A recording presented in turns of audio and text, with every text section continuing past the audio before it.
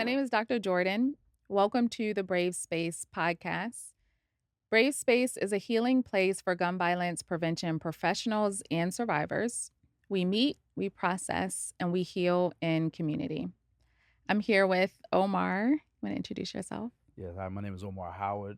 I'm the founder of Freedom is a Choice Incorporated, which is geared toward encouraging youth to choose freedom over incarceration. Also, founder of Transforming Lives Coaching and Consulting. Also, author. I see. So many other hats. I see. We're going to Yes, get to your book. yes. So I wanted to just open up with a question. So I know a little bit about you. I don't know a lot about you. So I'm going to ask that question and see if I can get to know more about you. The question I have is, what helps you sleep at night? Well, it's hard to sleep, honestly. When you're into this type of work that you know you've seen a population of us do, Mm-hmm. working in the community and um, dedicating your life to help young adults find their purpose, reshape their way of thinking, hopefully to them from, a life of crime and prison and death. Um, I can't speak for everybody else that does this work, but it's not easy sleeping knowing that another young person life is at jeopardy every day, Mm-hmm. or even some of the young people that you work with. You don't know when you'll get a phone call Mm-hmm. and, either someone's in prison or they're dead or they're just causing havoc in their household. Mm-hmm. But if anything that allows me to sleep is um, that my family is okay. Yeah. Um, and, you know, in deep thought sometimes, um, I wish, my grandma was here to see me, you know. Yeah. She died while I was in prison. And, I think I've taken a lot of her traits, Okay. giving back to the community. But she used to do a lot of um, she used to have a lot of kids in the house, including her grandkids. So kids that came from her school and stuff like that. So I think I've took a lot of her traits. Mm-hmm. So those things make me sleep. When I think on those positive things, when I'm in deep thought about young adults, it's not a good sleep. Not a good sleep. Yeah. So I think I've seen on IG, you have a grandson. Yeah. Is it Spank? Spanky. Okay. Is that his, Isaiah. is His that real name his, is his Isaiah. real name? Yeah, his name Okay. is Isaiah. That's he's a different type of motivation for me. He first day of school was Monday, Mm-hmm. right? It was emotional watching him grow up. Okay. I'm in my humble mode. Yeah. Okay.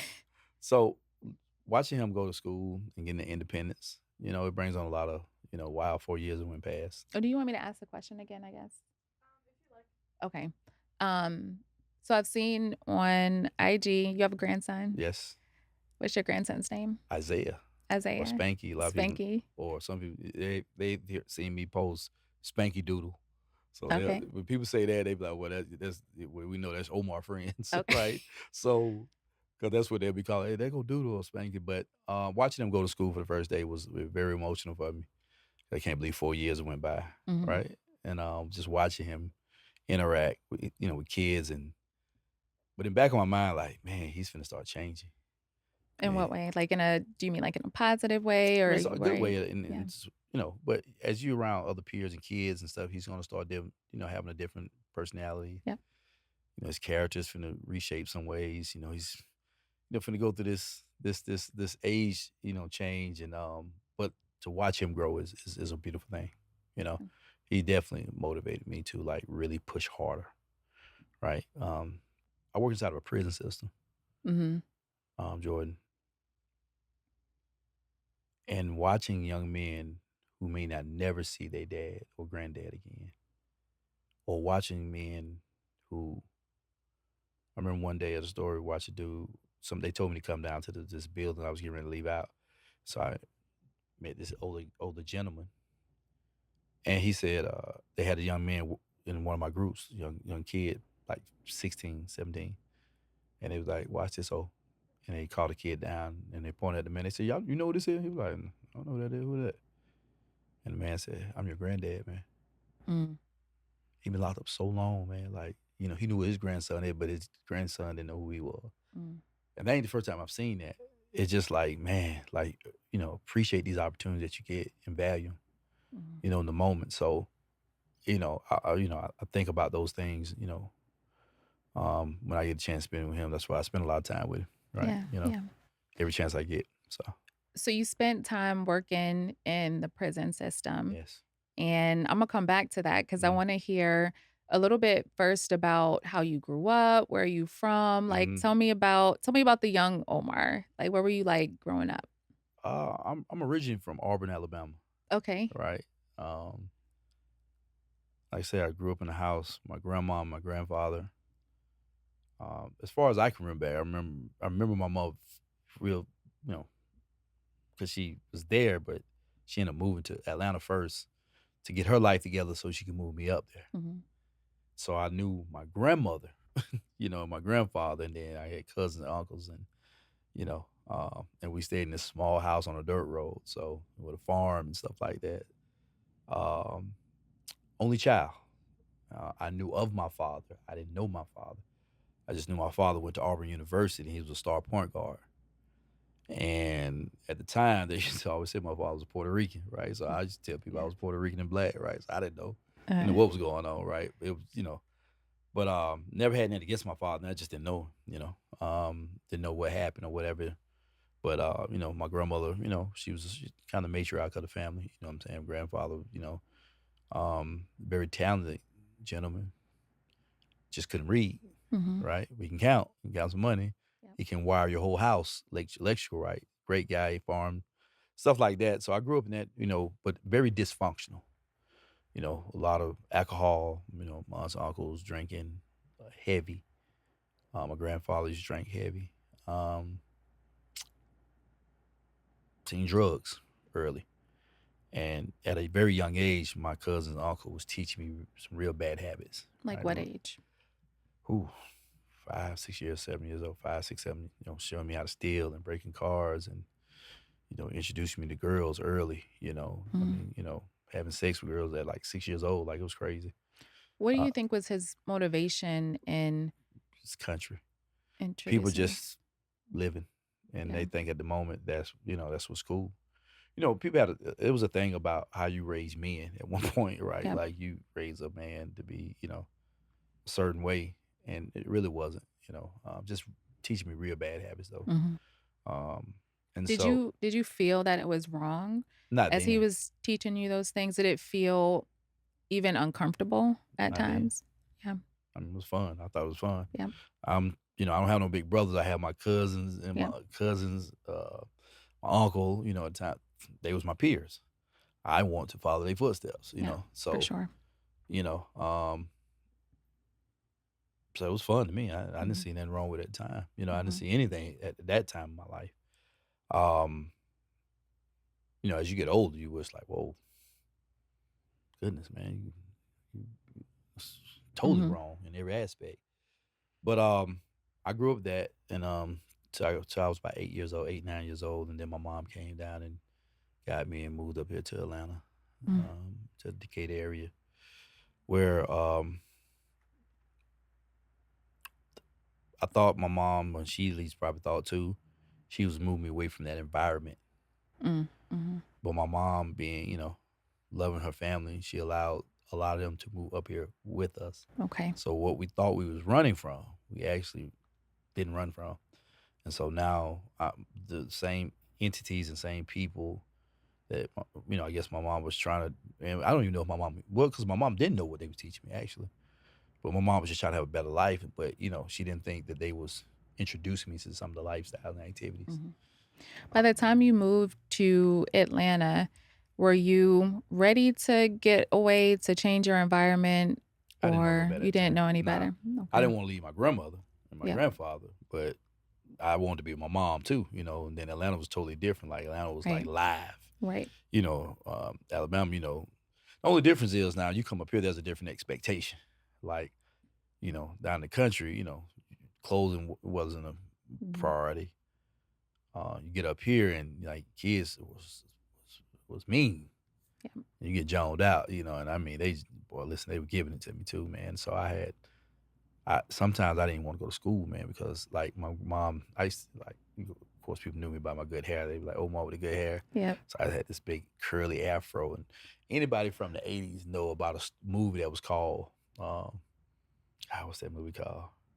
Soul Man, Okay. right? I think it was a white kid that painted his face black. And he had this big curly afro.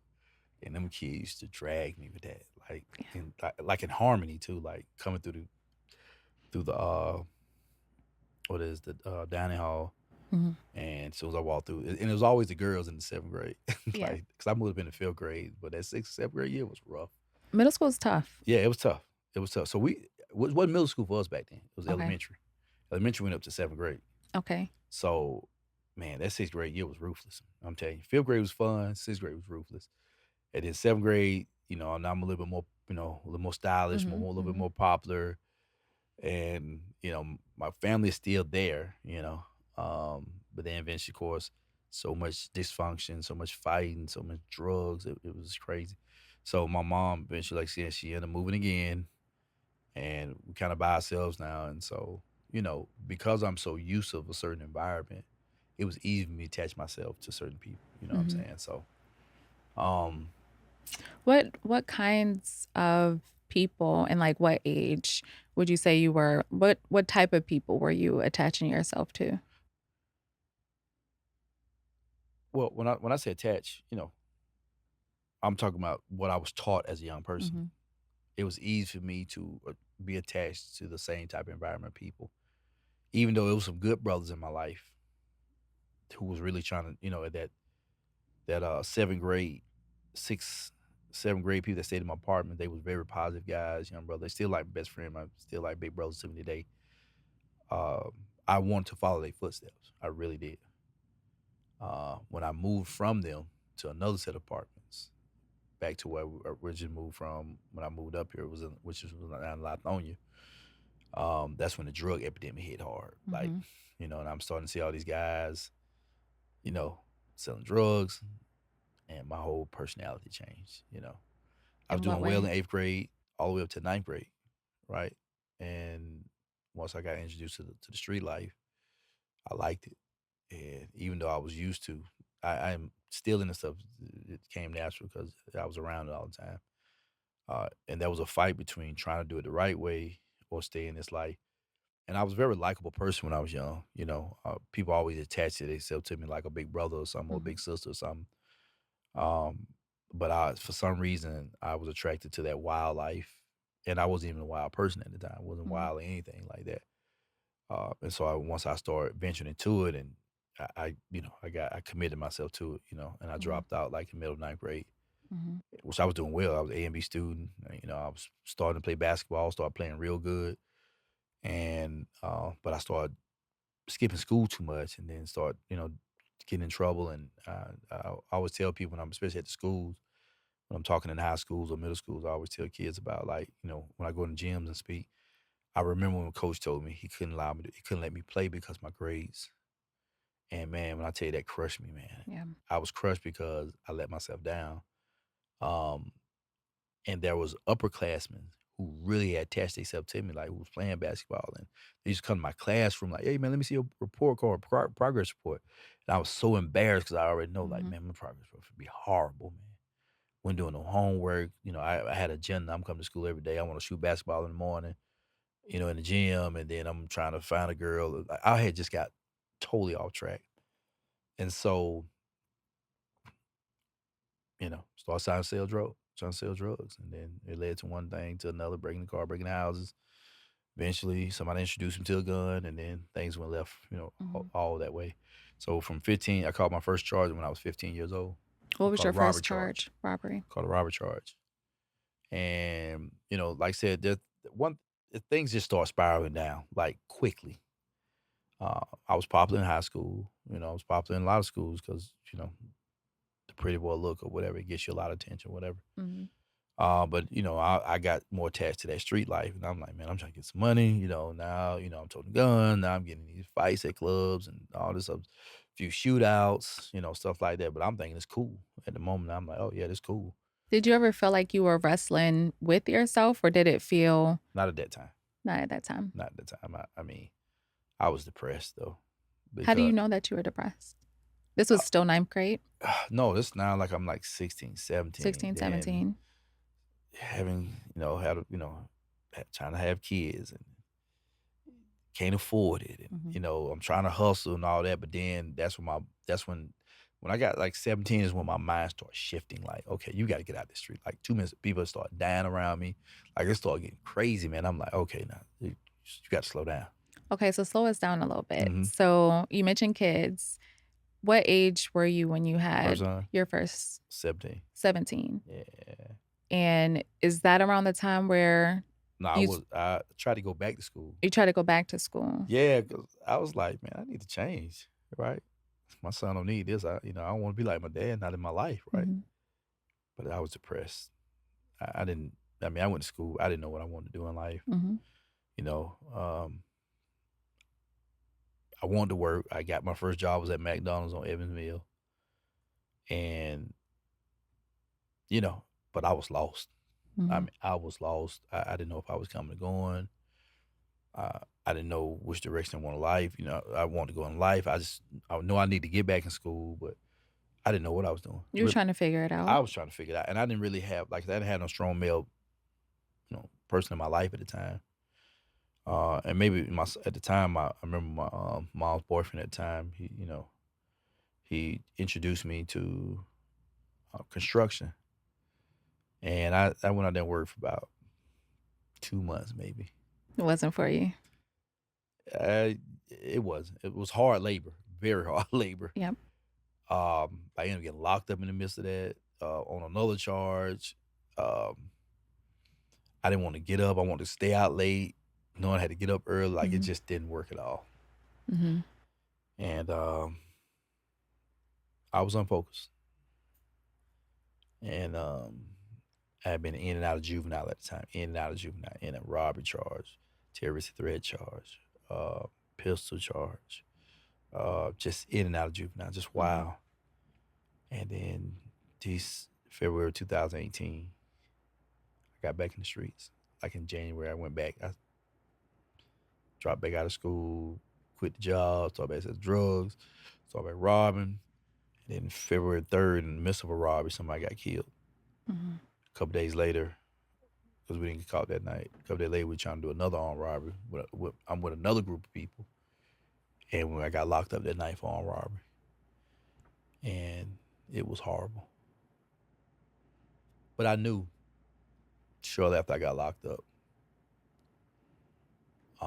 this wasn't what for me. Mhm. Like I really woke up. Like when no door slammed behind my back, Mhm. I knew then like this is not for me. I don't know how much time I got to do, but I realized this is not. I mean, it's like I woke up out of a dream. Like I could, it's clear as day to me. It's like I woke up like, man, what are you doing, man? Like, man, you locked up for some real charges now, man. What are you doing? What was it about that time that was different compared to the other times where you were locked up? I don't know. But I'm gonna tell you what. Somebody said something to me in the county jail that really caught my attention. We was walking to either child call or for dinner time, or we was going to the gym or something, and somebody was looking out there. I couldn't to this day. I don't know who it was. I Mhm. wouldn't know who it was. I just heard somebody say, "Hey, young man, hey, hey." So I'm looking around. Yeah, you in the front of the line. He said, "Man, what the hell you doing locked up, man? You supposed to be in school somewhere, man." Wow. When I tell you it hit me, I ain't, at the time I just looked like just everything hit me at one time. I was And just you like, didn't know that person? didn't know who said it. I mean, I might have did know him. Uh-huh. It might have been somebody I did know because I was, because I used to play basketball a lot, on the Yeah. street level or whatever. So you be kind of known because of people you hang around. But somebody looked at it and say, "Hey, man, bro, what are you doing, man? What are you doing?" It's crazy, but I'm seeing a lot of my friends come in too for murder charges, armed robbers. Like it's just crazy. But that one thing, that was one of the few things in that first couple weeks when he said that I was like, wow, and what's going on, man? And of course, we all, when we get into these situations, first thing we do is we run to God. Like, Yes. okay, and I'm trying to trick God too. I'm like, hey man, God, If get me you out this. let me Yeah, out of let this me out this situation, thing. Yeah, I'm saying it yes, I too. will never. Let me out. I'll never do this again. Yep. But in the cell to the homies, like, boy, if I catch somebody slipping, I'm still gonna put that pistol on 'em. Just Yeah. gonna be a little bit different this time. So I was trying to play God, man. But he knew my heart. That was how you were towards them or they were towards you or both? That's how I was just talking. Just, have a Okay. general conversation because you really ain't changed yet. Yep. But you praying to God, like, God, get me out this situation. Because I'm facing a life sentence. I'm facing some real charges. Mhm. And watching my mom and son mom and them come up there, man, and crying, and it was destroying me. Talking to my grandma, my aunt, she was on drugs real bad. She came home. She died. Like, I'm talking to her, one day, and a couple hours later, she's died from drugs or whatever was going on in her life.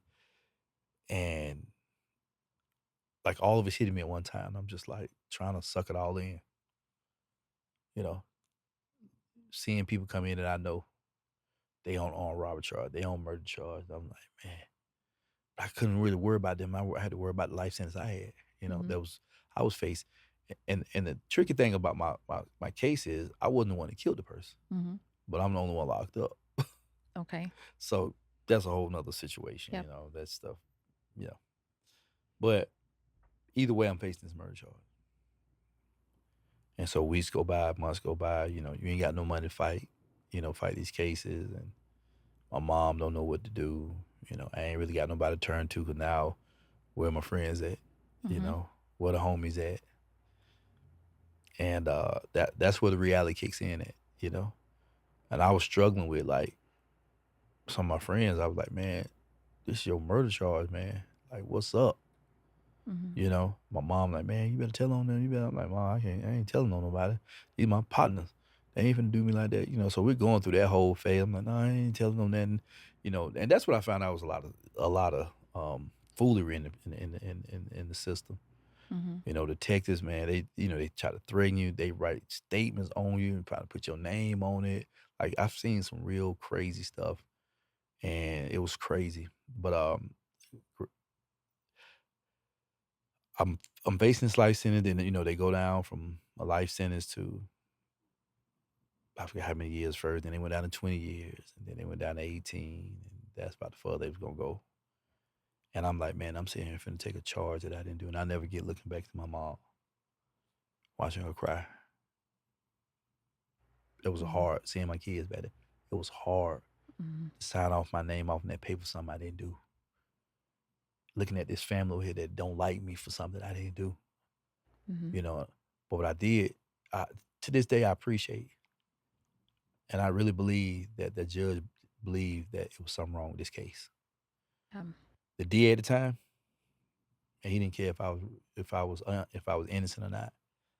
Now I take my blame. So let me correct something. I take my blame for being there Mhm. and being a part of a robbery that went wrong. I do. I take my full blame for that, and I feel bad about it every day. I've been forgiven. The family forgave me, whatever. But most of the family forgave me. But I hate the fact that I was a part of something where somebody lost their life. Mhm. Mhm. So I did take my responsibility for it. That's why I wasn't overly. I was upset, but I do understand that I did play a part being there. You know, um, nobody, like I said, nobody else got charged in there. It was four other people that was there. Um, on that particular, it was two different cases on two different times. So I'm dealing with two different 2 different situations, right? ones. Mhm. But I think that judge knew it was something wrong with this case, right? There was so much nonsense, and they was trying to offer some crazy stuff, man. But he would not let the DA just railroad me. And, Mhm. and I don't know if that guy's still living to this day or not. But I'm Judge Fuller. Mhm. I appreciate him not. I appreciate him seeing a young man that needed to change his life because he did say something to me when he was sentencing me.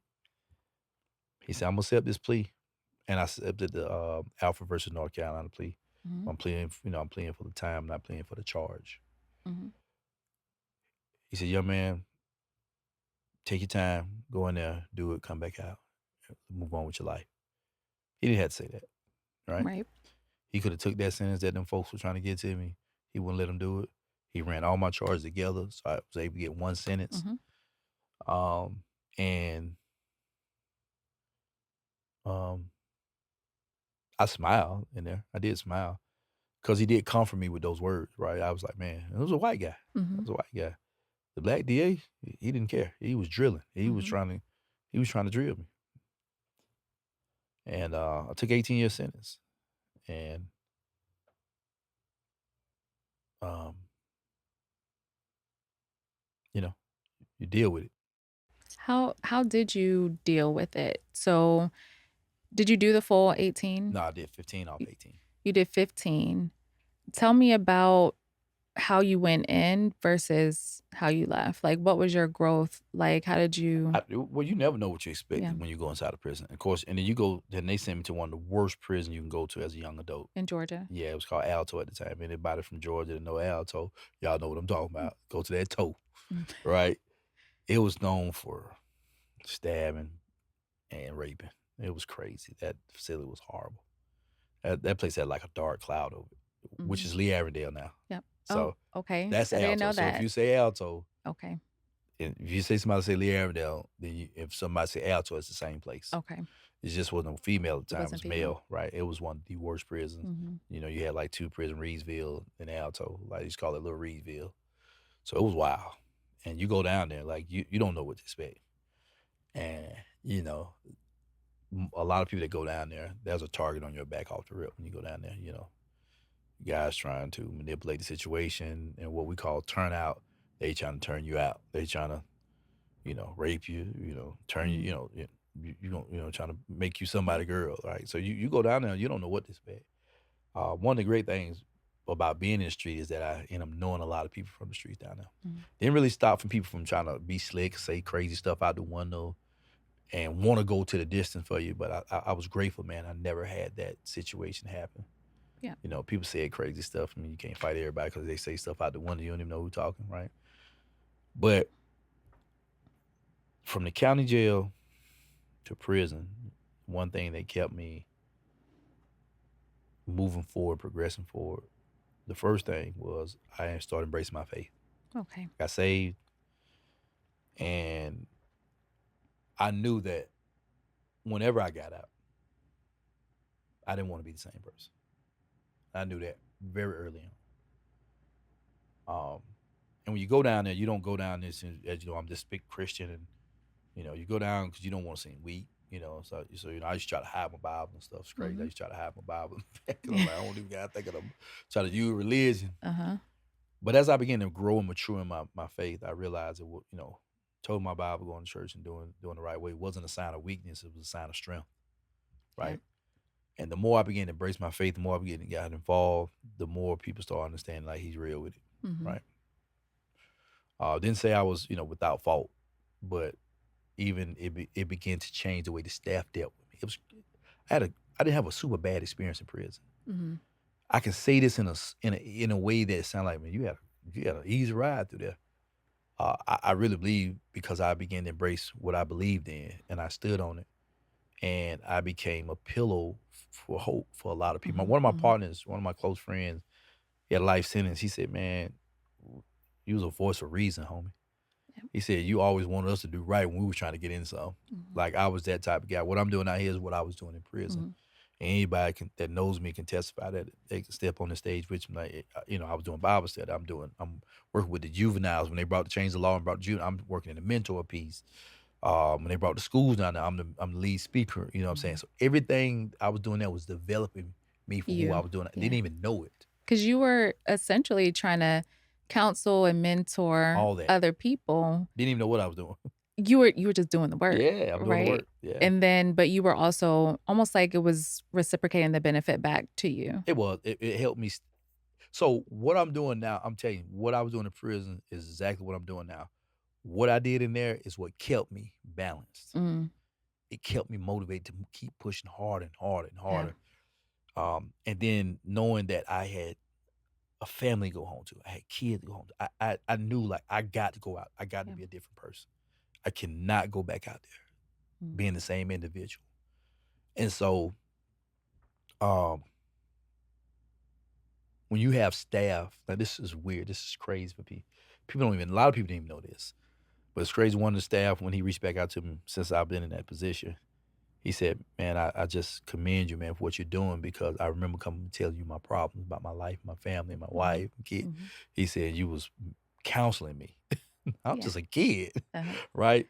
But whatever gift God had put in my heart to utilize, I was able even to do it with some of the staff members, Mhm. and um, didn't have to, went on no snitching, wasn't brown nose, I was just being Omar, Mhm. and it was opening up a lot of doors for me while I was in there.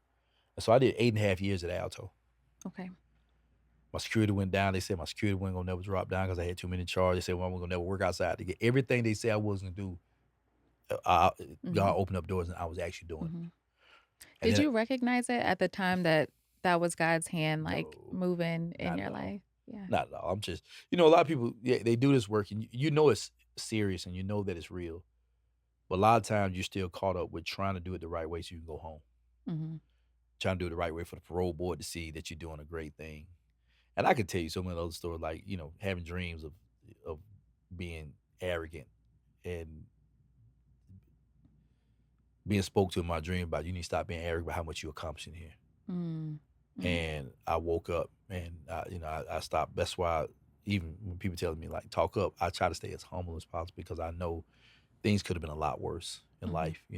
And God have given me a lot of opportunities to do a lot of great things while I was in prison and since I've been out. So I did 8.5 years there, and then I got transferred and went to Alberta State Prison, which was more medium security facility, which Okay. is like one at the time was one like the best facility to be at.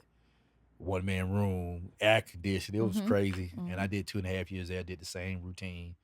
And then one day, they transferred me. It's crazy. I got transferred on the night. They was transferring some people who got caught with drugs. So I'm like, yo, man, I don't do no drugs. Uh-huh. I'm doing positive stuff. Like, what y'all transferring Uh-huh. me for? They wouldn't tell me at the time. So I ended up getting to the place where they transfer everybody, and everybody else get transferred to level 4 and 5 prison, these crazy prisons. And I'm the last person to get transferred. They take the handcuffs off and say, you know where you're going? I'm like, no, sir. I'm ready to cry too. 'Cause I'm like, man, I don't want to go to one. I'm comfortable. This is 45 minutes from my mom's house, Uh-huh. man. I can see my kids. My mom coming up, man. I got a couple friends coming up now. Like I'm like, I don't want to get transferred down south. And the guy said, man, you finna get transferred to Atlanta Transition Center, man. You about to go home. Man, I just like Wow. at that time I think I did like I was at like 11.5 years. I was just like, oh my gosh. I can't believe it. So you That didn't know that you were going home at the time? well, I didn't go home at that time. Okay. So it's at like 11.5. So Okay.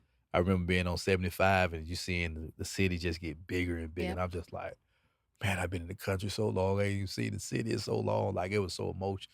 And I never get that day after I get in there, they get us the orientation, get us in and get me uniform, my jumpsuit, send me in my room. They said, we'll give you your first call, let your family know you're here. So I remember calling my mom.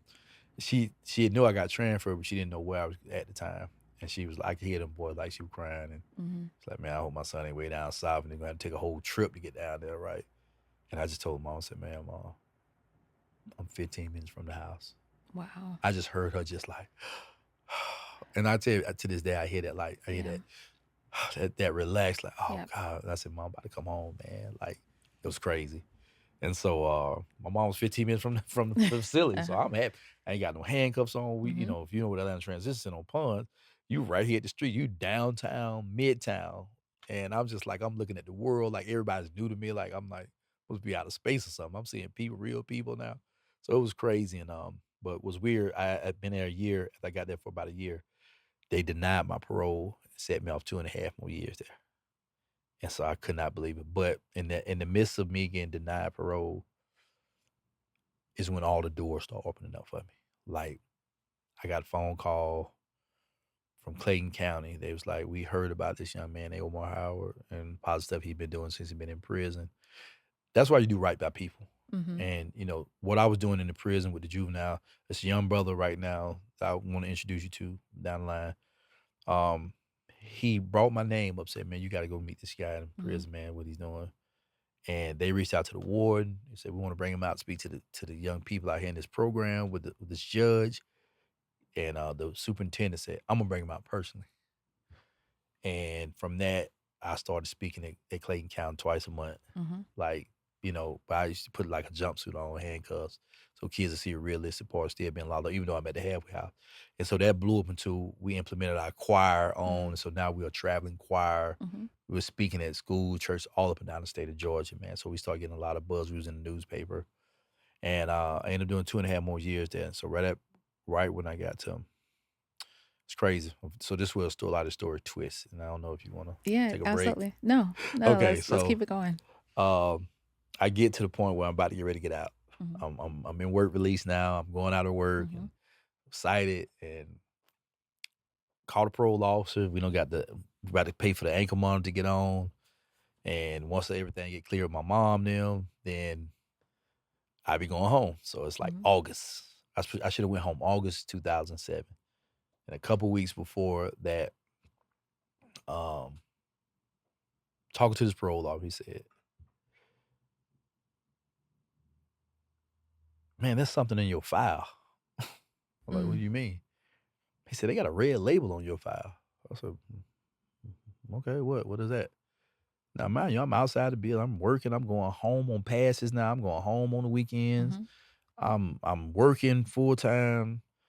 All I need is your approval. Get the yes, get the date about it. He said, "They got you registered as a sex offender." Mm. I was like, "What?" I mean, Mhm. you better. I said, "Sir, you need to look at my file. Mhm. I don't sex offender charge. What do you mean?" He said, "I don't understand." He said, "Let me go back and research some of my supervisors." He said, "I don't know what's going on here Mhm. because you don't have no charge." And he came when we called back a day or so later. He said, "Man, there's something different, man. Georgia passed a new policy Mm. because you robbed a house with a minor in it. You have to register as a sex offender." Wow. Like my whole body shifted. I was like, "What?" So like, I went back upstairs. I'm in tears. I'm like, "What do you mean?" So I came move with my mom. Mhm. So because I had all my plans set out. Like I Mhm. got a good job, move my mom, save some more money up, keep my own spot, move my kids in with me. Like I'm ready to live. Like, no, you can't go home. You can't be by no school. You can't be by no church. Like this stuff is crazy. Like I'm like, what? Mm. I said, man, y'all need to look back at my case, man. I don't have no sex offender charge. He said, yeah, it was a minor in the house. There was a 16-year-old in the house when y'all robbed the house. I said, but what that got to do with Mhm. me? So they held off my parole till I found another place. It took about 4 months for me to find another Mm. place to live. So I didn't go home till December 10th. Finally found a condominium Mhm. to move in. And the parole board had approved it, right? But I got to be on this registry. I got to get, all this other stuff going on. But I'm cool. I'm ready to go home. Like, Mhm. whatever y'all establish, yeah, I'm just gonna have to deal with it. And at the time, like you're gonna be dealing with it for the rest of your life. Mhm. I'm just like, whatever I gotta do, I just gotta deal. I'm gonna have to deal with it. But I'm ready to go home. So I'll go home. And my mom, get with my mom. I'm excited. I'm excited. I'm ready. I'm out. I'm finally at the door. I'm out. Get with my mom. We riding around. We getting little items for the condo. Mhm. So I'm renting a condo. A friend of mine had collaborate me with a friend of hers that was in one of her Bible studies. And so we just doing everything. We excited to eat Mhm. everything. I'm getting little items. I'm buying about to get ready to go buy a TV, right? I'm gonna buy a TV to put in the house. Mhm. I gave them in the down payment on money. So I'm just like, yeah, that's it. New place, Sandy Springs. Mhm. I'm okay. It's a whole new look for me. And so you have like 24 hours before you have to actually go get in. So I called the parole board, and it's probably about 4 o'clock when I called. They close at 5. So I say I get in touch, and I think it was at the time was assistant supervisor at the time. And he says, I said, yes, sir. I said, this is Omar Howard. Listen, I'll be in first thing in the morning. He said, Omar Howard. He said, no, I need you to come in now. I said, I got 24. He said, no, but I need for you to come in now. I said, okay. So I said, Mom, let's just go ahead and go in. They Mhm. probably want to put me on the leg monitor, whatever. I get in. I walk the door. I sit down at the chair. This is my first day out. Mhm. First couple hours out. It's about 4:30, about 4:20, 25:30. Supervisor come out, the black guy. He walks. He said, "Come from the office with me." I said, "Okay." He said, we can't let you move to that condo, Mm. because it's a school too close to it." I was like, "Well, y'all looked it up. It wasn't." They said, "No, we kind of missed over something. There was a school door. You got 15 minutes to find your place to live, or we're gonna send you back to prison." Wow. And I was like, I said, "Sir, I've been gone 15 years. It took me 4 months to find this place. How am I gonna find? You know what I mean? He said, "Uh, "Hey, that's your business. Mm. So no I ain't got nothing to do with compassion. it. You going back to prison if you don't find your place to live." So now it's like 4:45. I had to go back in and tell my mom this. My mom just, I mean, she's literally almost passed out. And I go back in. I'm like, "Sir, I'm not gonna be able to find a place before 5 o'clock." Grace of God, everywhere was closing at the time, so he couldn't go file a warrant on me to lock me back up. Mm. I couldn't go back into prison, but he can lock me up to county jail till I found a decent place, till I found a place that was within the range of the policy. He said, well, so where you gonna go for the night? You can't go stay with your mom. You can't sleep with your mom. I'm looking for a couple places to go to hotels. Nah, church here, Mhm. mall here, this here. I'm like, what can you stay? Because I don't know about these new policies at the time. He said, only one hotel came up on, on Moreland, Mhm. Atlanta Motel. Mhm. And I'm lost. I'm so gone right now because I don't even know what to say. And he said, I ain't telling where where you can stay at tonight, but you can't stay at your mom's house, but I ain't gonna tell you where you can stay at. Mhm. So he was saying you can sleep at your mom's house, but you can't get caught there. Mhm. I went to my mom's house because I had a choice of going to the Atlanta Motel, which I've been doing about that. It's a trap. Yep. Or you stay at your mom's house night till you come back in the morning, so you start looking for your place to live. Mhm. I went to my mom's house for about an hour. Man, my mom, she was just shaking. Like, she couldn't believe what was going on. Like, my son been gone 15 years. I didn't even want to call my kids. I was so lost. And at the time I was dating this young lady when I first got out. Uh, I said, Mom, I can't stay here. I don't want to get in no trouble. I'm Mhm. just gonna go to the motel. And she said, okay. So she followed me up to the motel. I went to the motel, got a room for the night, and I never forget. My mom left, went home. It's probably 10, 11 o'clock at night. And the young lady came with me,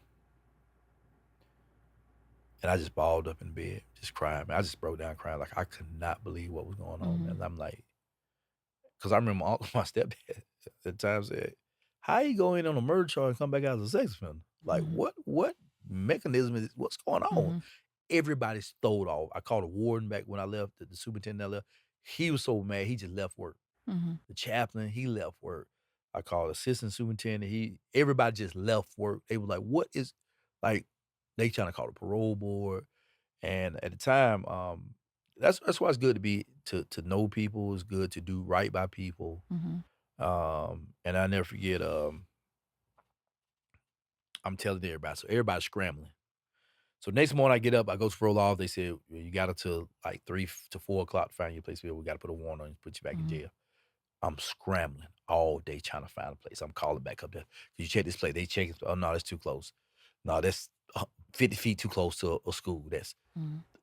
30 feet too close. Because you had to be within 1,000 feet. Mhm. I'm all the way up to it's like 3:45. And the lady that I had met in there at the time, her name, I had met her while I was in prison. I called her too and was telling her about it. Her name was Andrea Sheldon. She runs a ministry called Heartbound Ministry. She gave me this number. She said, call this guy here. He has a drug rehab program, but just see if he'll let y'all stay there if let him know what's going on. I called him. He said, well, come in tomorrow. Let me interview you. So I would tell him I had a real tough situation. So I explained the whole situation. I said, listen, sir, they got this going on. I said, I don't even have a six-man charge, man, but they got me up on this. And I can't be this. So called the parole office. They checked the thing. It was within range. Mhm. So within 24 hours, I had to move from a condominium Mhm. that I never got to sleep 1 minute in to a rooming house, a Mhm. drug rehab house. Mhm. From Sandy Springs to College Park. Mhm. If you know the train route, Sandy Springs is up here, Yep. right? College Park is way down here. Within 24 hours, I lost a condominium. They couldn't even get my money I put down for it back, right? So I lost money. I bought stuff for it, had to return that. I'm staying in a rooming house, almost like I feel like I'm back in prison again. And but I was still able to work my job. So I just said, I just got to do it. I got to deal Mhm. with it. At least I'm not back in jail. Mhm. This Monday, Tuesdays go by, everything good because I have to check in almost every day with the parole law. Wednesday come in, Thursday come in, Friday come. I get a phone call when I get off work, and the parole officer, she said, "How you doing today?" I said, "I'm doing wonderful." She said, "That's good." She said, "I work going." I said, "Great." She said, "Okay." She said, "Listen, I need for you to get on and beat the ground, beat your feet this week, and find you a new place to stay." Mm. She said, "My assistant said if you don't find a new place, that place is too," like he was at me for some reason. Mhm. She said, "Please find you a place to live by this weekend. If not, we gotta lock you up Monday." Wow. Just within a week. Mhm. I'm boohooing now. Like I'm like, because I don't want to give up, but I'm like, I don't know what to do. So I work third shift. So Friday I go to work, Saturday I go to work. I'm looking for places when I get up. Now I'm sleeping, but I'm going to look for Mhm. these places. Everything's too close, from 1,000 feet. Everything. Sunday come. I'm about to get off that Monday morning, and I never forget that night. It's crazy. That night, like I work in a warehouse and it's real noisy. But there was a moment at my house like I could didn't hear anything. But all I heard was I heard this voice say, "Oh yeah, little favor, where's that? I doubt it. Mm. Where you doubting?" And a peace came over me. A peace came over me. So you know what? Whatever happened, happens. I just got to deal with it, right? Mm. My mom came that morning. We got breakfast. I got off like 6 o'clock. Get off at 7. She was there, pick me up, go get some breakfast, heading down there. She just crying. I said, "Mom, you know what? Whatever happened, let God deal with it." I said, "And then I can do about it no more." Mhm. I said, "If I get locked up, just keep beat the ground, try to help find a place to live. I just got to deal with it." When we get there, I'm first person at the parole office, right? I'm chilling. Mhm. I'm ready. Go on, handcuff. Let's get it. Let's get it. Let's get it over with, right? So the head guy came in. The chief came in. Mhm. The real chief, white. The chief came in. So he came in and said, "Wow." I said, "Yes, sir." He said, come here. Come to my office." So I get in his office. He said, he just looked at me for a few minutes, right? He said, "Who told you you were going back to prison?" I said, "Well, my parole officer called me and said your assistant chief said I was going back to prison." He said, "Man, I just got a strange phone call at 7 o'clock this morning from the head of the parole board that said, we're not locking Omar Howard up tomorrow. Mm. We made a mistake letting him out. We got to fix this situation." Mm. He said, "Young man, enjoy your life. You're doing well. I'll see you later." Wow. Man, I walked out that door, man, because my mom was ready for me. She was Yep. outside just like, Yep. whatever happened. So to walk back outside and tell my mom, Mhm. man, I'm good, man, that was the best feeling. Mhm. But I still had to deal with everything else, right? But to get somebody called up there, which was found out one of the ladies that I did, who became a friend of ours, friend of Mhm. mine to this day, she actually went to college with this guy, high school with this guy, the head, and he happened to just be Mhm. the head of the parole board at the time, the director. You the first person I ever heard the story. Mhm. I've never told. Well, I've talked to a few people about it, Yeah. but I've never told about it publicly. Who did it? Because I knew her, she knew what I was doing. And she talked to him like, "Man, y'all been not sending that man back to prison, Mhm. man. That man did everything y'all used to do, and it wasn't a mistake. He doesn't even have a charge. It's a new Georgia policy. The Georgia policy says it doesn't have to be of a sexual nature. If there's a false imprisonment of a minor in that house, you have to register you like a sex offender, Mhm. which is the craziest law, man. It wasn't Mhm. made for us, Mhm. but because they didn't put the right, things inside of it, I got caught up in it. Yep. So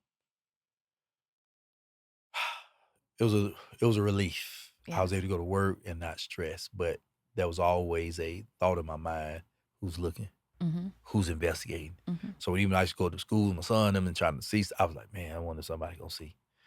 And so finally one day, Southern Center of Human Rights reached out. They wanted to fight the case. They wanted to fight these cases because there's a lot going on. A lot of Mhm. people losing their houses, losing their, people losing their mind, jobs. Mhm. So I had to be a poster boy for this thing, man. Mm.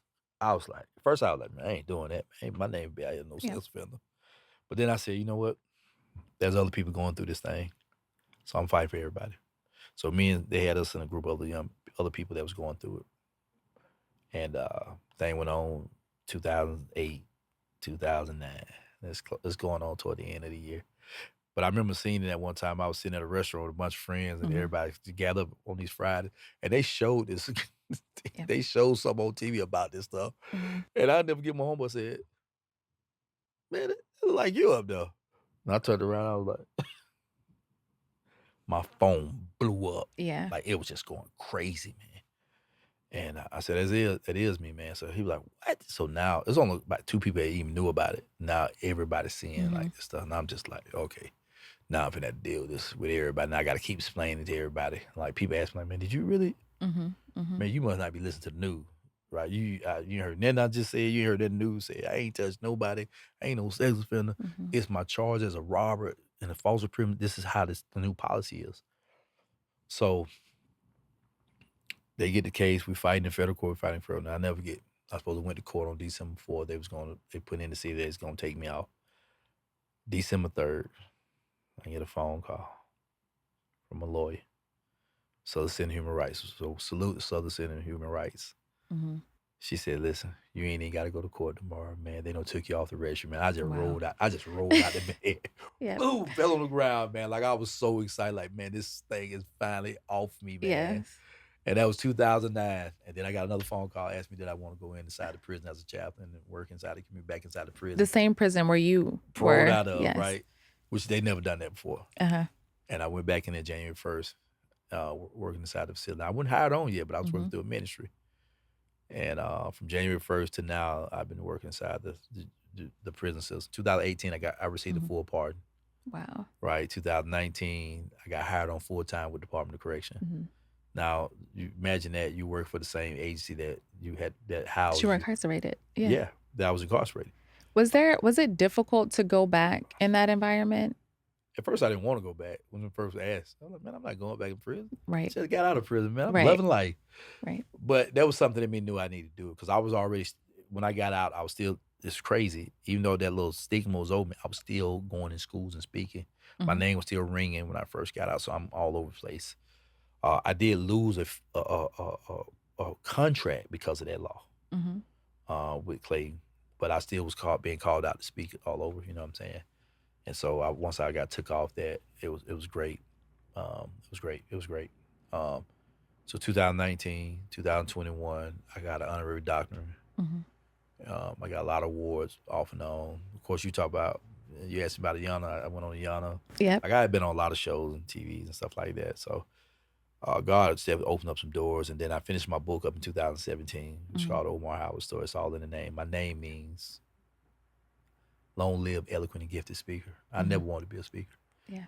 but see how God started formulating and working things Yep. out. Even while I was inside the institution, I was speaking in the schools and mentoring kids and doing a lot of other things, and it all had to do something with speaking. I never Mhm. wanted to be a speaker. Mhm.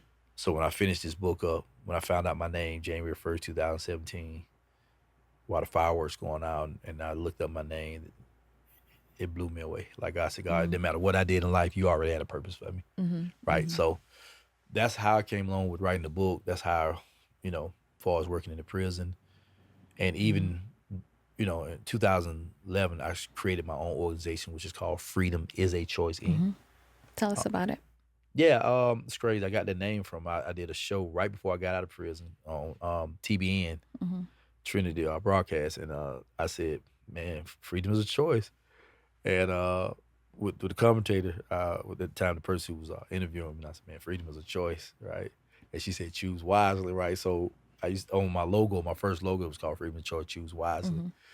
From that, but I did that because I remember when I was in Auburn, Alabama, when I was 4 or 5 years old, my grandmother enrolled me into the Big Brother Big Sister program. Mhm.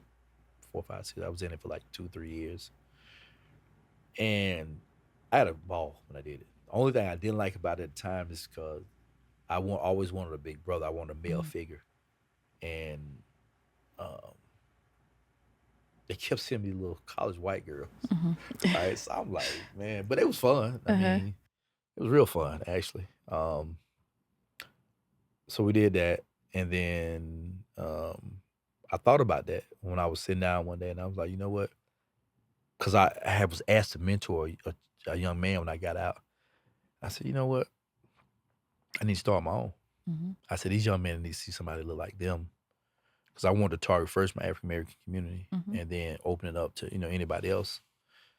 And that's how I came up with Freedom's Choice, and I, created my nonprofit, and just grassroots organization. I started mentoring kids in 2011, and so that's how that thing kind of Mhm. springboard into everybody knew me about Freedom as a Yep. Choice, and working with children or mentor. One of my buddies always called me. He said, "He go the the mentor of mentors." Well, Mhm. man, it's just I love to do it. I love to be hands on. I think exposure was always a great way to do things, and so I was always willing to like take kids to the park, video bowling, Mhm. Six Flags, sport arenas and stuff like that. And as much as last several years, I've been able to do some sponsorship, Guatemala, Puerto Rico. My latest one was Africa. Ghana, right? Went to Recently? Ghana. Went to Yes. Ghana. Yeah, I went to Ghana, and I'm Puerto Rico 2 weeks before that. Uh-huh. And so, because the last several years have been, it's been Guatemala. So Mhm.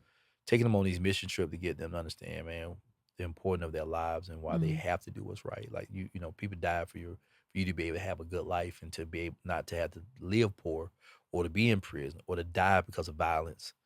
You Mhm. know, I just thought, I could play my role in that. And Mhm. and I always believe that if you if I played a part in hurting my community, I need to do my part and try to help heal my community. Mhm.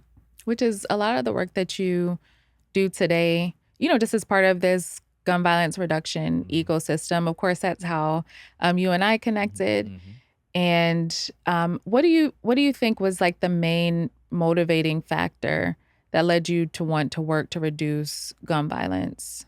So while I had the opportunity to work with young adults while I was in prison, when they first brought bringing juveniles to one of the worst prisons, which I Mhm. thought was the worst thing they do, I started seeing young men that look like my sons. I was like, man, they Mhm. kid like my kids, man. Like they could be my kids, man. Mhm. Like, and I'm not that much older. I'm in my 20s, early 20s. But I'm looking at these kids coming down there for armed robbery, murder charges. You hear, it, like you see it. I'm like, oh my. Then I'm seeing these parents in visitation crying, Mhm. right? Parents just being affected, people lives being, I'm like, yo, this got to change, Mhm. man. So I always like embrace those young adults. And so when I got out, once again, everything I'm doing there, I just Mhm. brought out here. I got tired of seeing it. Mhm. Because once you step away from that community of life and that lifestyle and you stand in, because you can't play both sides of it. You're either gonna be in the streets Mhm. or you're gonna be out here with civilians and real people. I decided to be out here because I see what these bad choices does and these bad behaviors does. It disrupt people lives, Mhm. you know. And sometimes people forget that when we out screaming, you know, shut the prison down. Do y'all forget about the victims? There's victims involved, right? Yeah. When I had the opportunity to meet the mother of the victim, which is another strange story, you'll get a chance to read my book. I want you to read Yeah. it so you'll see.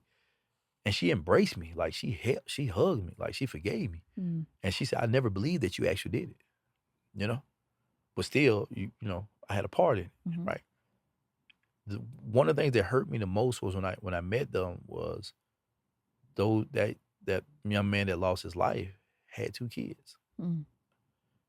They don't get to see their father again, Right. right? Gun violence. I have a lot of friends that have died from gun violence. Got out of prison. It's still going on. And I'm Mhm. like, I want to make a difference. That's why it's hard to sleep at night Mhm. because I don't know if I've done enough. Mm. And people are like, well, and I understand the concept of it. I try to believe different when I hear this. Well, if you just say one, man, you've done. No, I'm trying to impact every child I come in contact with. Mhm. Is that going to actually happen? I don't know. I'm trying to make it happen. How does your faith still keep you in this work? Like, Well, I mean, listen, 'cause I'm only child. mhm. Um, I met my father 5 years ago, right? But I don't have nothing else. I don't have nothing else to fall back on. I don't have a siblings to fall back on. Mhm. You know, everybody got their own issues and problems. I don't have nothing else to fall back on. All I have is my faith really to keep pressing me, and do I fail? Do I fall Mhm. sometime? I do. But it's my faith is the one thing that keeps me. My faith in Christ is the one thing that have kept me like, don't give up, Yeah. keep changing, keep becoming a better person every day. Um, it's beautiful to me, you know. Um, I watch what God done in my life. Mhm. I watch not about the accolades and awards, but you know, life is not promised Mhm. today. You know, Mhm. just lost two friends, people that I know over the last 2 weeks from gun violence. I've lost several kids from gun violence. Mhm. And we know tons of other kids have lost their lives. Right. We have a familiar client, right, Right. that's dealing with that, right? It is I wasn't waiting on the attorney general to talk about it. I knew it was an epidemic. I knew it was a problem. Mhm. There's a lot of things that's not spoke about on the news. It's a lot of people that's dying on the news that it doesn't show up on the news. We've been knowing it was a problem out here. Yep. What are we gonna do? Are we gonna talk about it, or are we gonna respond to it, or are we gonna act on it? Um, I just want to play my part in it, and help wherever I can help out at. Um, I think it's important. Um, we can't really wait on people to see it as a problem. Right. We as a community have to. We already know it's a problem. Mhm. So what are we gonna do? We're gonna sit around and look, or we're gonna take action. Mhm. There's a state of emergency, and it's been like this for years. Right. Um, I want to respond to what's going on now. I can't worry about today if funding gonna always come in. Funding may not come in no more. Mhm. Um, where we work with 20 kids, maybe have to work with 5 kids now. Mhm. Whatever I need to do to make sure that um, I can impact somebody's life. Because not only am I impacting that child, I'm impacting the family. Yes. I'm impacting my life, impacting my grandson, impacting my son. I'm impacting my family. Mhm. You know, keeping them safer. When you help adjust one young man's life, there there's a one more opportunity of safety. Mhm. There's another place where you can be safe. And I tell people all the time, because we have a society that sees it and don't see it. Mhm. And I remember telling a friend one time, just because you're not affected by it directly, indirectly you're affected, Mhm. and Yeah. it can show up at your door at any time. So Yeah. For sure. that's why like I do what I do. Every time you pick up the phones, you look on TV, you get a phone calls. Mhm. Something's going on where like we have to respond. Um, so as I tell everybody all the time, in this particular business, be prepared to be exhausted Mhm. because it's a very exhausting, very emotional place to be at. But I'm grateful that we have the strength to do it. For sure. And that's why I'm trying to be better every day because I know it's going to take me to stand firm in what I'm doing and stay strong and keep trying to be a better person so I can continue to pour into somebody else um, the things somebody should have been pouring into me. You know? For sure. Yeah. For sure. So that's where I'm at with that. Yeah. Yeah. So, Omar, as we close out, I have, well, two things. The first one is I know you've been to at least a few of our Brave Space Mm-hmm. events, which pretty much is where we have it's usually a group, right? And we're healing in community. But we also do one on one sessions like this. Mm-hmm. And I always like to ask, what does a brave space mean to you? Because sometimes we throw around that word brave like it Mm-hmm. means the same thing Mm-hmm. for everyone, and that's not the case. So, what does a brave space mean to you? I may be saying it wrong when I say this, but it's the opposite of being a coward, right? Okay. One of my friends told me, he said, we the bravest cowards in the world, Uh-huh. right?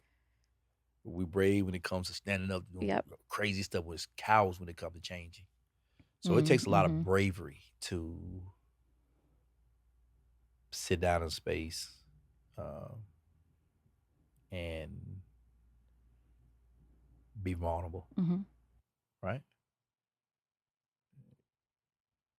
You know me a little bit, but it would take courage to sit down and start telling you my life. Mhm. And even though my life isn't here, it's different when I'm sitting down with a person. For And sure. I talk about my life all the time. Over the years, I start unleashing a lot of stuff. Because in the beginning of my book, I talk about how one of my friends and my family, when I was in Alabama, when I was Mhm. like 4 or 5 years old, tried to molest me, right? Mhm. I didn't talk about that for I was in my 40s, Yep. right? Not that I necessarily was ashamed, but I just didn't talk about it. Mm-hmm. But one reason why I came out with this book because I don't want a young person something to happen to them and they don't be brave enough to tell it. Yes. So what you do is you leave opportunities for a person to keep doing what they're doing. Yes, for sure. A brave space for me is just coming to a place where I'm building up that courage to be healed. Yeah. Right. Yeah. It's a brave space. It takes a lot of bravery in that. Like, it takes a lot of courage. It does. To tell you, I need help. Mm-hmm. Right. For sure. Yeah, because most people in my field are hurt and broken, and they live through that every day. Mm-hmm. Often in silence. Yes. The more people I talk to, I'm like, boy, look, goodness. Yeah. Well, we've been needing help. Yeah. So before I got on Yonder Van Zant, right, I'm chilling. Like, I'm like, hey, I speak about my life all the time, but the guys that went on there, they didn't speak about their life all the time, right? So people always have like, did it help you? I said, yeah, I mean, she definitely gave me some strong information. But shortly after that, right before we got on, I mean, not shortly after, right before that, me and the guys were talking. I finally understood, like, man, we need some help, bro. Mm-hmm. Mm-hmm. And by help, do you mean therapy? Therapy. Yeah. Growing up, you just didn't want to hear that. It's it's definitely more popular now, and it is because more people of color is stepping into this thing. Yes. And on the therapy side too, right? And now people are more comfortable. Like, okay, maybe I can talk to somebody that look like me, which wisdom can come from any angle. I mean, some people just a little bit more comfortable now because now I got somebody that look like me, that can maybe help me arrange some things in my brain. So I enjoy the whole brave space concept. Like, it takes a lot of bravery, man, to want to be healed. For sure. A lot of us don't want to be healed. We just you like living like this. You can get comfortable in. Yeah, it doesn't feel good though. It doesn't feel good, but you can get so comfortable in being unhealed that you don't even know the first step to take. Yeah. Which again, that's kind of where this brave space came from. It's like we're working together to heal in community and also to show how it's done. Because if you don't know, you don't know. You don't know. Yeah. Right. Thanks. And then the last thing, so one thing that I've learned in doing these sessions, especially when working with survivors and working with some of the youngest survivors in Atlanta, is that there's a lot of benefit in me also being able to be vulnerable. I mean, it's a very structured approach, right? Because it has to stay therapeutic. But I also like to show, like, I'm a real person too. Right. Yeah. And part of that bravery, I can't ask people to just open up and be brave and not test the waters of that for myself. Yeah. So to close out, final thing, I'll let you ask me one question that you don't know about me or something you're just curious about, and I'll answer your question. Oh, put it back on me, huh? Yes. That's what life coach coming in, huh? Right. If I had to ask you something,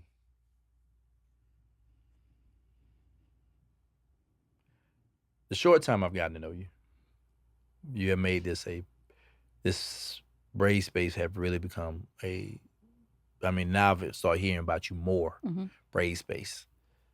What drives you every day that you get up? Because what I do in the prison system, what I do with kids, I absorb a lot of people's spirits, issues, problems. But what keeps you on the edge, keep pushing? What keeps me pushing? I would say that's a multi-layered response. It's definitely multi-layered. Like, I would say the foundation, of course, is my faith. Okay. I don't think I would be able to do this work, to hear the stories that I hear, if I didn't have something to ground me and anchor me. Because a lot of this work can seem very hopeless, right? When you talk to people who have lost so much or so much has happened to them, you can almost start to question whether or not you can actually be helpful. Yeah. So having a lot of faith and seeing people become better, seeing people heal is like icing on the cake, because it lets me know that what we're doing and what I'm playing a role in is actually working. So there's faith, and then there's also family. So today is actually my grandmother's first heavenly birthday. Awesome. So she passed Wow. last year, Okay. September. And when you and I were talking to trying to, come up with a date to do this Brave Space, I was like, okay, early August. I was like, I'm going to do it on my grandmother's birthday Mhm. because my grandmother, she was so committed to helping Black families, particularly helping them to understand where they came from. Mhm. And so I see a lot of my work today is kind of continuing that, right? My grandmother did it to help people see their family lines, like literally where their family lines came from all the way back to the plantation. And so a lot of my work is helping people to see that a lot of healing had to happen for you to be here today, right? Because people still had to survive, thrive, live, Mhm. reproduce in spite of everything that they've gone through and Mhm. experienced. So a lot of healing has happened down the line, but unless we're sharing that with each other, we don't know how grandma made it through what she Yeah. made it through, Yeah. right? Because grandma wasn't talking about it. Or we don't know how our parents got through some of the things that they got through if they Mhm. weren't talking about it. Mhm. And so I see a lot of my role in this work as opening up conversations. And I'm always so thankful that people do open up to me, right? Because Mhm. otherwise I wouldn't be effective in this Facts. work, Mhm. right? So people open up and I try to hold that in a way that's meaningful and purposeful. Mhm. So part of that is making sure that I do opportunities like this to invite those who are doing the work into this brave space to talk about healing so that other people can get their healing as well. So it's really relational, it's really reciprocal. And faith, yeah, faith and family keep me grounded. Wow. Definitely a multi-layered question, right? Yes, for sure. Yeah. For sure. Well, just to end that, like, I'm grateful for what you're Hmm. doing. I know it's not an easy task. Because being on my end, um, I know what it takes being inside that facility and what I deal with from day to day. Like, it's overwhelming. Hmm. Like, it's overwhelming. Um, but before you, because what we didn't talk about is that I shifted over. Also, I still do the halfway at part time, Yep. but I also took full time with Emory's new position Yes. as a violence prevention specialist. And the reason why I got into that because I had been saying like I also want to work back in the community a little bit more. Hmm. And so that door opened up, and I'm grateful to Ms. Cutno and for the rest of the staff for hiring me on. And it was a process too, because of my background. Hmm. Like it kind of scared me for a minute. I had been Hmm. scared like that in a minute. But I'm grateful that they, opened up that door, and then, of course that opened up door for other people. Hmm. So the same in my shoe, but now I'm able to do intervention and prevention. Yeah. The prevention part, of course, is working with the young adults in the community. And intervention part is for people that's coming out of the institution, trying to get them back. Hmm. So God has definitely have allowed me to get a little bit more balance in everything that I'm doing on top of my own organization, on top of the speaking engagements, on top of the book, and The hopefully book. soon, you know, movie script and different things like that that's going to open up. So I'm grateful, like I said, once again, for, a person such as yourself and, the opportunity that you're opening up. And you especially definitely target a lot of people that works in this community. Hmm. Because the one thing that allowed me to do with the the CV, what was it? What was it called? What's cohort was called? Cohort. Cohort was called. And if they tell you, one of the main reasons why I even got into that program, because they said something about self care. Yeah, And I don't think you remember hearing me talk I about do. that. Yeah. Like, I had been talking about self care for like 2 years. I Hmm. knew I needed it. And when they said something about that, I was like, I like that. Hmm. Because we don't see that enough to want to help make sure that Hmm. we're stable and we're good. Because I've watched people in this work, man, collapse. For sure. I've watched people in this do good out here and then go home and just be turmoil, For sure. right? I don't want to be that way, Hmm. personally, because eventually it's going to pour out of you. Hmm. For And sure. so, thank you for what you're doing in the community, and I pray God will continue to bless you and everything that you're doing, and the people that you speaking to. I hope that, I hope it's life changing for everybody. And if we can get 10 more of you on the Just ground, replicate. yeah, let's get 10 more of you, and with what they can bring to a different space like this, especially a brave space. I Yeah. think it's definitely this is going to be international, right? Hmm. Yeah. For sure. All right. Well, thank you for talking with No me, problem. Omar. This is the Brave Space podcast. I'm Dr. Jordan here with Omar Howard. Make sure you check out his book. It's called The Omar Howard Show, Story. The Omar Howard Get it on Story. Amazon. Get it on Amazon. Yeah. Anything else you want to say about the Yeah, book? you can read. You can look. You can follow me back on Life Coach Omar on Instagram. Be looking out for some new curriculum that's coming out. That's going to be coming out this year and beginning this next year. A lot of things that I'm involved in. You're going to see me start popping up doing some more. Hopefully, I can get back on your show For again, sure. For and I'll sure. do some other things with you. Amazon.com. Get the Omar House. So don't do it because it's my story. Do it because we want to encourage young people to read. Yes. Read. So once again, I'm Omar Howard, Dr. Omar Howard. Dr. Jordan Murphy. This is the Brave Space podcast. Brave Space is a healing place for gun violence prevention professionals and survivors. We meet, we process, we heal in community.